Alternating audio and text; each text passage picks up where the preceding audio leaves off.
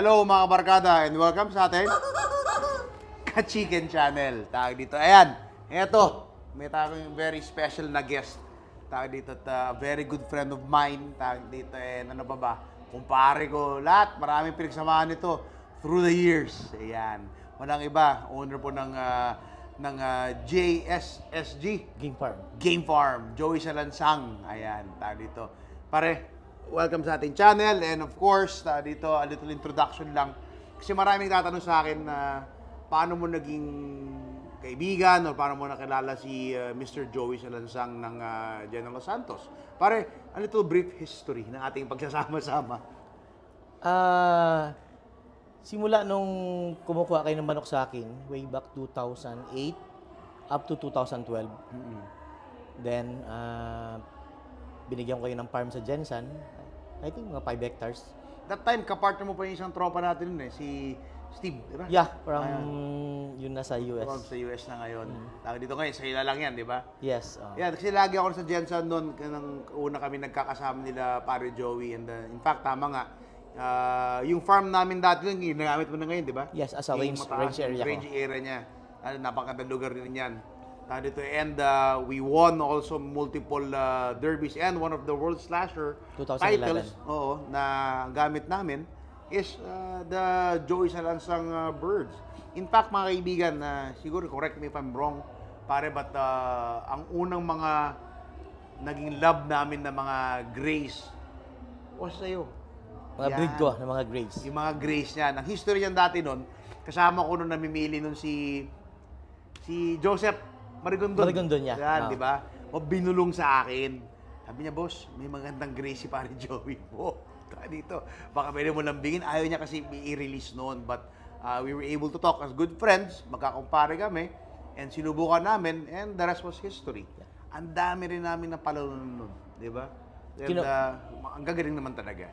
Ano yung mga favorite ni Erpat na kulay, pare? Yung anong paring gray na white o yellow? White and yellow. White and yellow sila, di ba? Naka-cross sa Kelso at saka sa sweaters. Ngayon, dito, one of the more very known breeders for Joey Salansang. Pare, paano ang operation mo ngayon? Nakita na lagi kita. Dati pa nung pumunta pa tayo Amerika, bumibili materyales. Yes, magkasabay And tayo. until now, every year, umuwi talaga sila, pumunta sa Amerika para always mag-replenish ng bloodlines. Anong purpose mo doon, pare? Doon sa mga old lines ko kagaya ng mga Cardinal Club Kelso, mga Melsims Gray, mga Melsims Black, ayun yung mga pinapriority ko na binibreed sa farm. Need natin na mag-refresh minsan ng blood ng mga mini-maintain natin ng mga bloodlines. Kaya every year, pumupunta ako ng Amerika para lang namimili kung ano yung mga dapat na ipapasok doon sa mga old lines ko. Tama. I believe that. In fact, itong expo na to, nagpalitan kami magka-compare ng lines. I shared with him one of our clarets and he shared with me one of his JSSG na mga Cardinal Kelso. Club. Cardinal Club It's a Kelso. Cardinal Club cross sa ating favorite nun na yung Blue Band. Yes, Kelso. Blue yan. Ayun, maraming tatanong sa akin kasi yan, favorite ko rin dati nun yung wine red na white-legged na yun, yung Blue Band Kelso. Ano bang history nun? Way back 2008, binigyan ako ni Mayor Tata Sala ng Santa Cruz. Nagbe-breed pa kasi siya Shout that out, time. Mayor Idol. Binigyan niya ako, then sabi niya, ingatan mo yan. Then, mini-maintain ko yung blood na yun.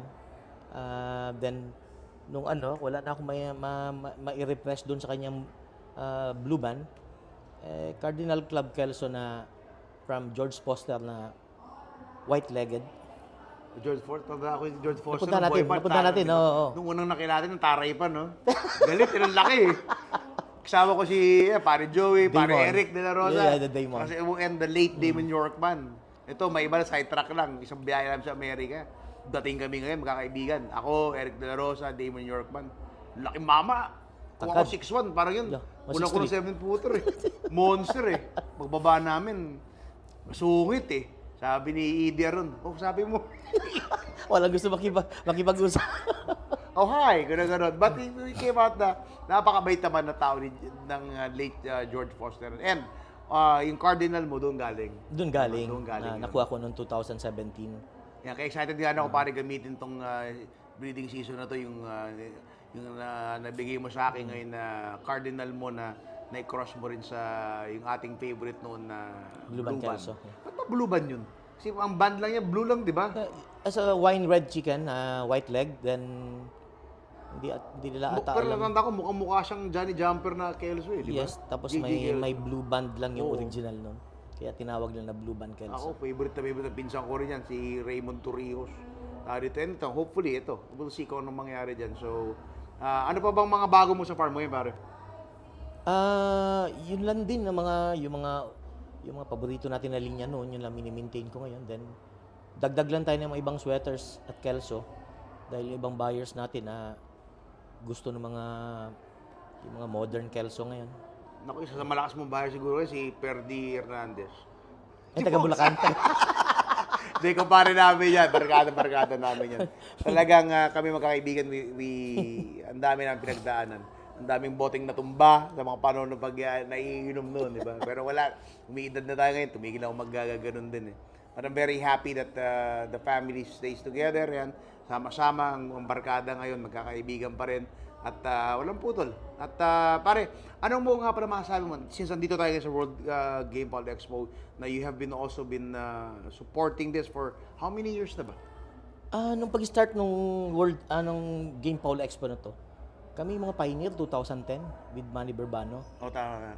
Ito yung venue. Kaya since 2010, na-stop lang kami noong 2021, nung pandemic. Or baka pare, you mean baka 2012? Yun ang unang ano. 2010. Ito na ba? Yeah, Okay. I remember. Then hanggang ngayon. Oo. Kaya Di at saka nakakatuwa, isa ito sa pinakamalakas na Pinaka-stable. Yes. Talaga sure ball. Saka nga, napag-usapan din namin ng ibang mga naging guest natin dito sa ating Kachigen channel. Dito ay, it gives opportunity to the new ones. Yung mga bagong pumapasok lang.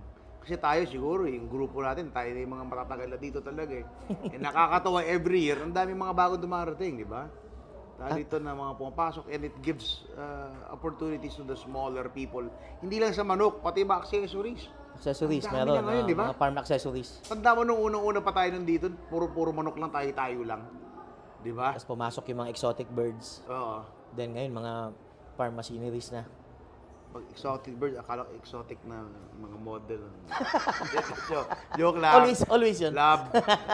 Just kidding. Baka daw pa uwin nito.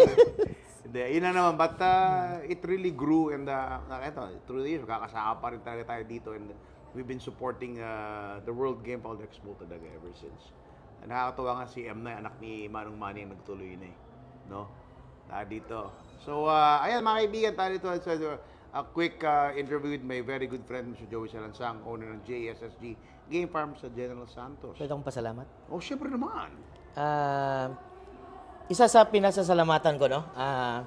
The father of Paring Tony, Mr. Patrick Antonio. Tinatawag nating idol. Way back 2007, nung naging customer ko sila at naging partner, pinakilala niya ako dito sa Luzon. Kaya kung hindi siguro sa kanya, hindi ako makakarating na Luzon at hindi ako makikilala dito. Kaya I'm very thankful to Mr. Patrick Antonio and also to Paring Tony Antonio. Maraming salamat. Kung di rin dahil dyan, di kami maging ganito ka-close. Talagang sangang dikit ever since. Di ba? So, ang manok is only a business for us, but the friendship will always stay solid. Yes. Di ba, pare? Maraming salamat. Thank you. I always love this guy, pati ang mga anak niya, para mga kapatid or mga pamangkin ko na rin. So anyway, pare, maraming salamat, mga kaibigan. Stay tuned lagi dito sa ating Thank you. Kachiken Channel.